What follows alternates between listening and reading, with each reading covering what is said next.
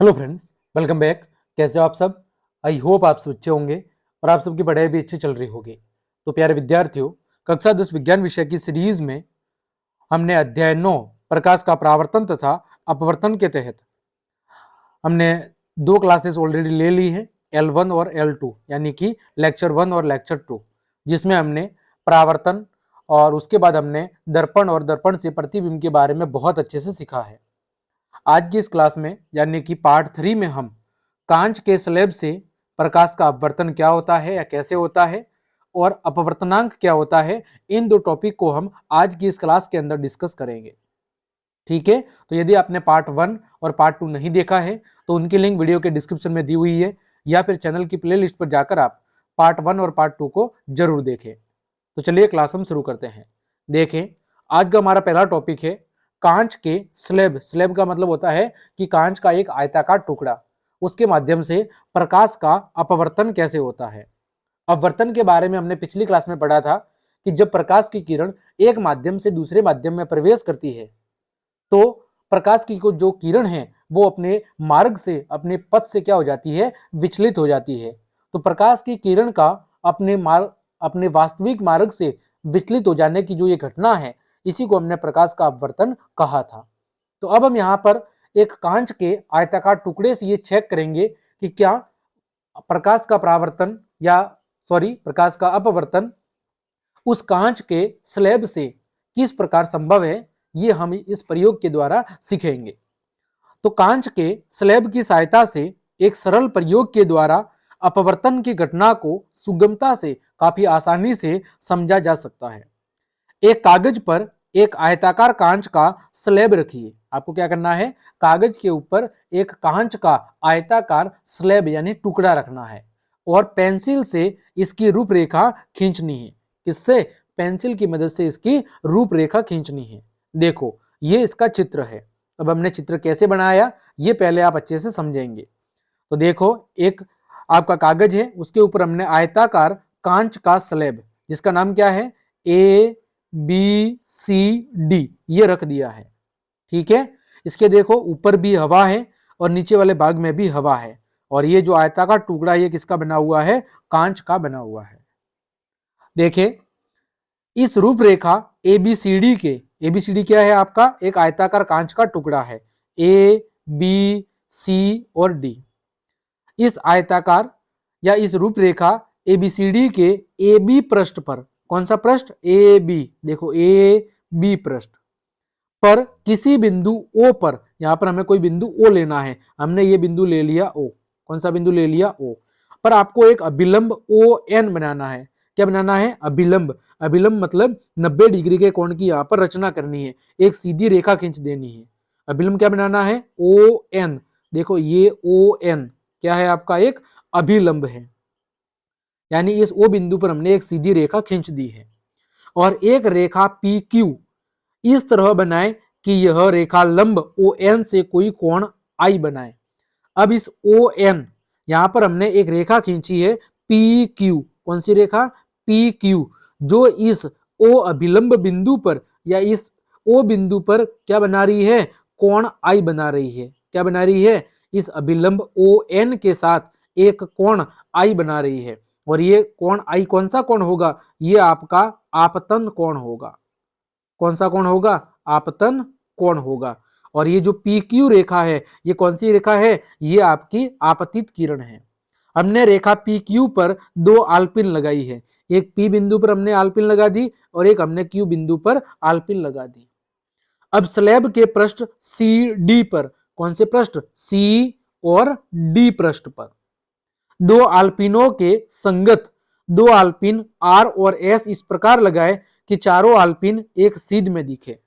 अब हमें क्या करना है, इस दूसरे पृष्ठ पर बिंदु S और बिंदु R पर दो आलपिन और लगानी है, ताकि ये जो PQ हमने आलपिन लगाई थी ये बिल्कुल एक सीध में दिखे। आ रहा है समझ में यहां तक? अब देखो आगे आगे, अब स्लैब के AB पृष्ठ के किसी अन्य बिंदु F पर अभिलंबवत EF रेखा खींचे। अब ये आपका AB पृष्ठ है, इसके किसी बिंदु F, ये हमने बिंदु F ले लिया, यहाँ पर हमने एक अभिलंबवत कौन सी रेखा खींची, ई एफ रेखा खींची। कौन सी रेखा खींची, ई एफ रेखा, ठीक है। और पुनः स्लैब के सीडी पृष्ठ की तरफ ई एफ के संगत दो आल्पिन जी और एच लगाई। यहां पर इसी पृष्ठ सी डी के संगत हमने एक जी और एच पर दो आल्पिन और लगाई, जो इसी सीध में है। जिस सीध में ई और एफ थे उसी सीध में हमने सी डी पृष्ठ पर जी और एच बिंदु लिए और वहां पर भी हमने दो क्या लगाई, पिन लगाई। अब स्लैब को हटा लेवे। अब इस आयताकार जो कांच का स्लैब था, अब इसको आप यहां से हटा दे, ठीक है। अब हम रेखा आर एस, कौन सी रेखा, आर एस, देखो आर एस रेखा कौन सी थी, ये वाली है ना, जहां पर हमने दो आल्पिन लगाई थी, जो पी और क्यू की एक सीध में थी, को मिलाकर पीछे की ओर इतना बढ़ाते हैं वो सीडी पृष्ठ पर ओ डैश पर मिल जाए। कहां पर मिले, ओ डैश के ऊपर मिल जाए। मतलब इन दो आल्पिनों को हम आगे इतना बढ़ा देते हैं कि ये ओ डैश पर आकर मिल जाए, ठीक है। अब बिंदु ओ और डैश को मिलाइए। अब मैं किसको मिलाना है, इस ओ बिंदु को और इस ओ डैश बिंदु को क्या करना है, मिला देना है। इसी प्रकार एफ और जी बिंदु को भी मिलाना है। ये आपका एफ बिंदु है इधर और ये आपका जी बिंदु है, इन दोनों को भी हमने मिला दिया।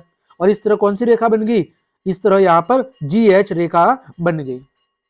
बिंदु ओ डैश पर अभिलंब एम एम डैश बनाना है। अब हमें क्या करना है, ओ डैश पर भी एक अभिलंब की रचना करनी है, एक सीधी 90 डिग्री की लाइन खींच देनी है। अब रेखा पी क्यू ओ को विस्तारित करें। अब कौन सी रेखा, पी क्यू ओ, जो कि आपतित किरण थी, इसको हमें क्या करना है, आगे की ओर बढ़ाना है। तो रेखा चित्र से स्पष्ट है कि ए बी पृष्ठ से पार होकर रेखा पी क्यू अभिलंब की तरफ मुड़कर ओ डैश दिशा के अंदर चली जाती है। तो हमें यहां से क्या दिख रहा है, हमें यहां से यह दिख रहा है कि वास्तविक किरण का मार्ग तो यहां पर था, लेकिन इस रेखा चित्र से यह समझ में आ रहा है कि ए बी पृष्ठ से निकलकर जो अपवर्तित किरण है वो आपके अभिलंब की तरफ क्या हो जाती है, अभिलंब की तरफ मुड़ जाती है। देखो वास्तविक मार्ग तो ये होना चाहिए था, लेकिन इस मार्ग पर न होकर के ये इस अभिलंब की ओर क्या हो जाती है, झुक जाती है। और कौन सी दिशा में, ओ डैश दिशा के अंदर चली जाती है। आगे देखो, पुनः पृष्ठ सीडी से, देखो यहां पर क्या थी, हवा थी, यहां पर क्या था, कांच था, तो हमने कांच को हटा दिया था, लेकिन यहां पर क्या था, अब कागज है। तो जो आपतित किरण है वो कौन से माध्यम से, विरल माध्यम से सघन माध्यम में प्रवेश कर रही थी, तो सघन माध्यम में प्रकाश का वेग कम होगा तो ये अभिलंब की तरफ झुक जाती है। अब दूसरे भाग के लिए यहां पर कागज है और इधर क्या है, हवा है ना, तो यहां पर सघन माध्यम है और इधर विरल माध्यम है। तो जब प्रकाश की किरण सघन माध्यम से विरल माध्यम में प्रवेश करेगी तो प्रकाश का वेग क्या हो जाएगा, बढ़ जाएगा, यानी जो अपवर्तित किरण है वो अभिलंब से दूर हटेगी। तो देखो पुनः पृष्ठ सी डी, सी और डी, इस पृष्ठ से पार होने पर रेखा ओ डैश अभिलंब से दूर हो जाती है।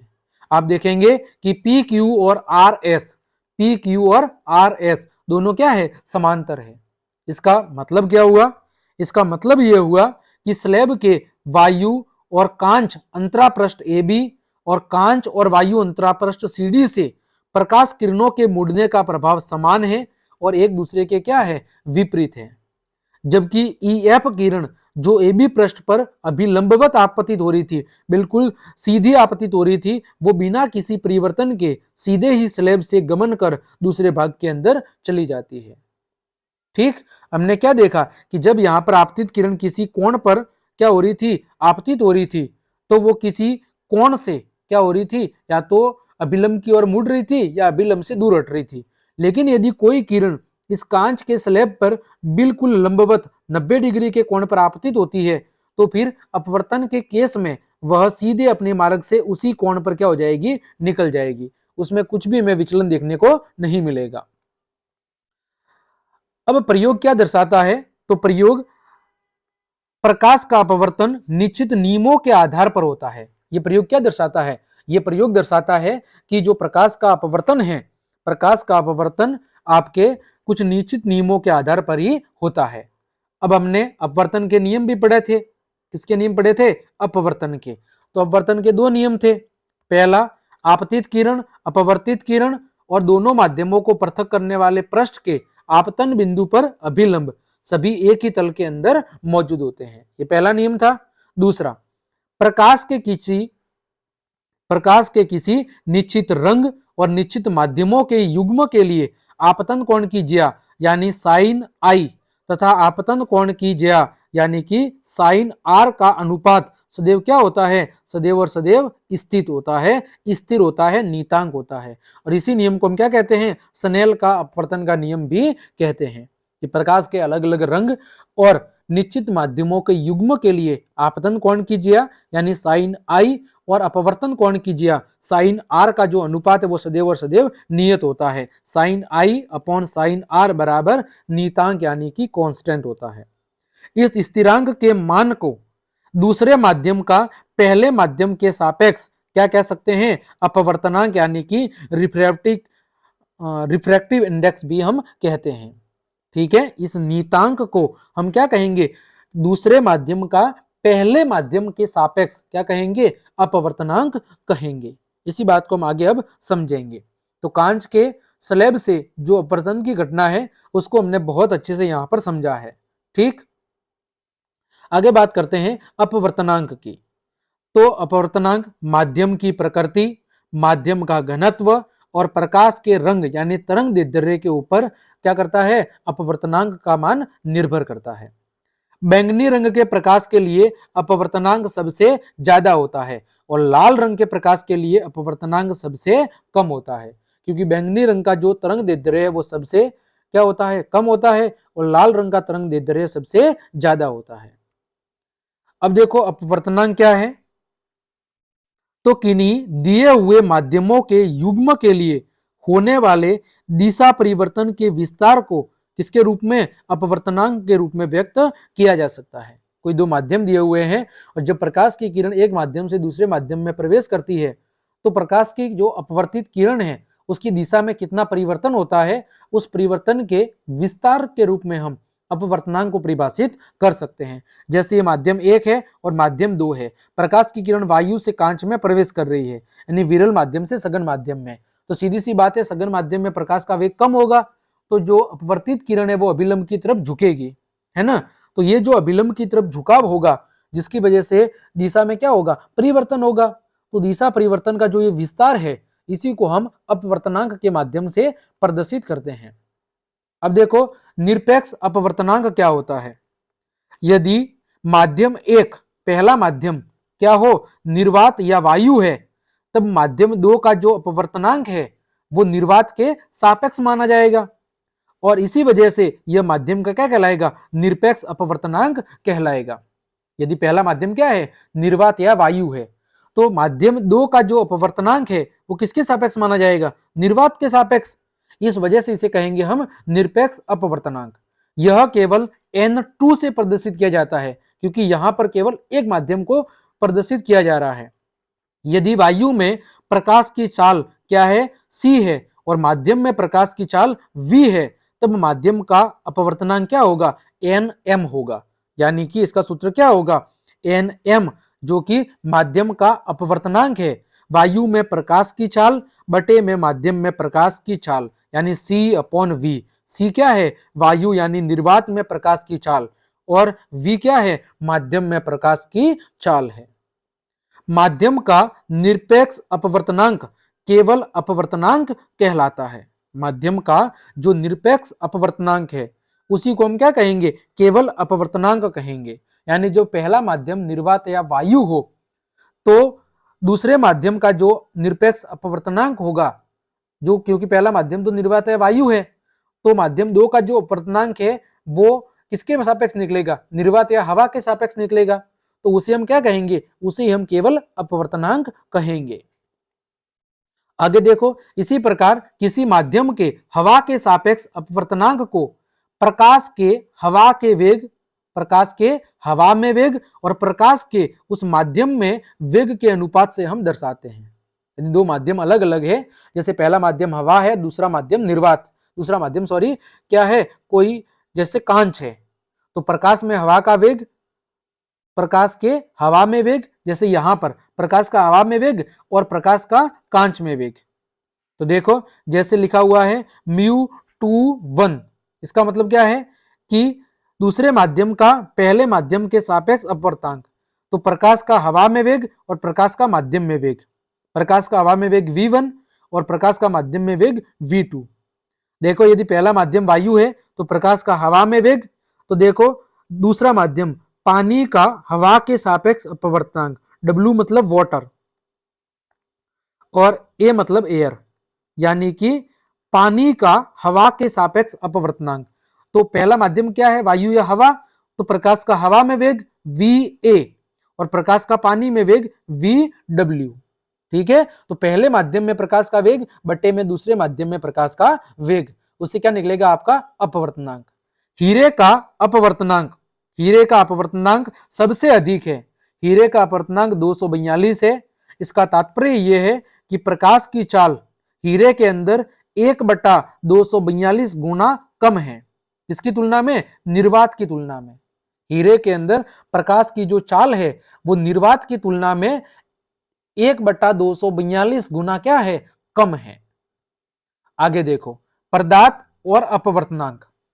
निर्वात का अपवर्तनांक कितना होता है, तो 1 होता है। वायु का 1.0003 होता है। ये आपको याद रखने हैं, देखो परीक्षा में पूछा जाएगा निर्वात का अपवर्तनांक कितना होता है, तो 1 होता है। पानी का कितना होता है, 1.33, केरोसिन का 1.44, कांच का 1.50, आगे गिल्सरीन का 1.47, तारपीन का 1.47, कार्बन डाइसल्फाइड का 1.67, हीरा का आपको याद रखना है 2.42, कितना होता है, 2.42 होता है।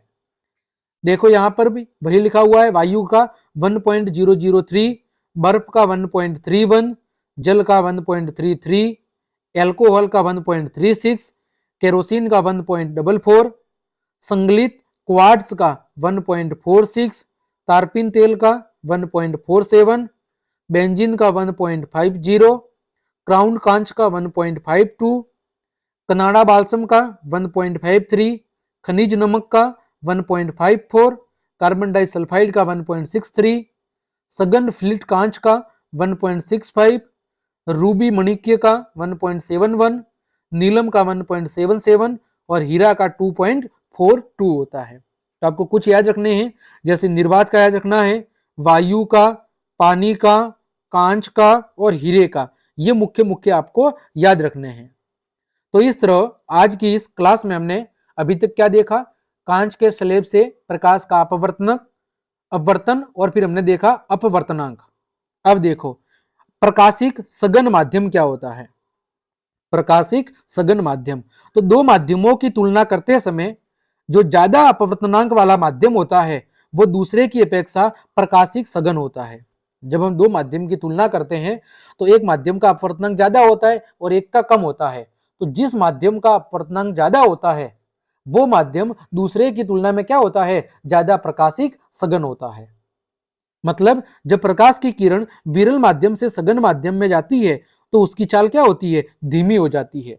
जिसका अपवर्तनांक ज्यादा होगा वो ज्यादा सघन होगा, ठीक है, तथा अभिलंब की ओर झुक जाती है।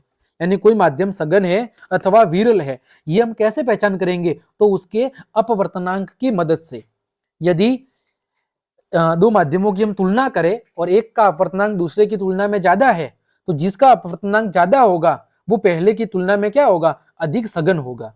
और हमें पता है कि जब प्रकाश की किरण विरल माध्यम से सघन माध्यम में प्रवेश करती है तो सघन माध्यम में प्रकाश की जो चाल है वो कम हो जाती है और इसी वजह से प्रकाश की किरण क्या होती है, अभिलंब की तरफ झुक जाती है। फिर है प्रकाशिक विरल माध्यम।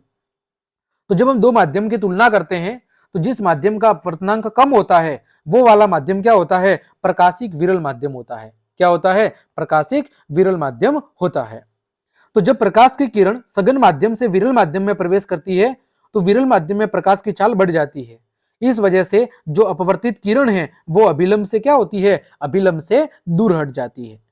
ठीक, ये बात हम पहले ही चर्चा कर चुके हैं।